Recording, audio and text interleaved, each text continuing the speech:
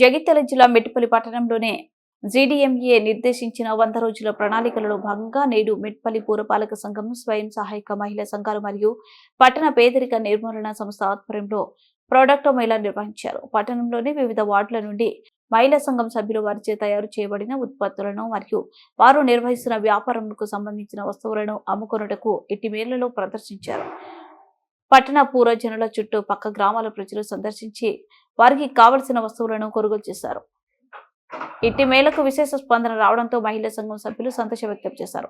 ఈ సందర్భంగా municipal commissioner Mohan మాట్లాడుతూ మహిళా సంఘం సభ్యులు వారి ఉత్పత్తులను నాణ్యమైన రీతిలో తయారు చేసి వ్యాపార లబ్ధి పొందాలని, తద్వారా ఆర్థికంగా ఎదిగి మరొకరికి మార్గదర్శకంగా కావాలని, మహిళా సంఘాల ఉత్పత్తులకు బ్యాంక్ ద్వారా సహాయం చేయుటకు మోప్మా సిబ్బంది సహకరిస్తారని తెలిపారు.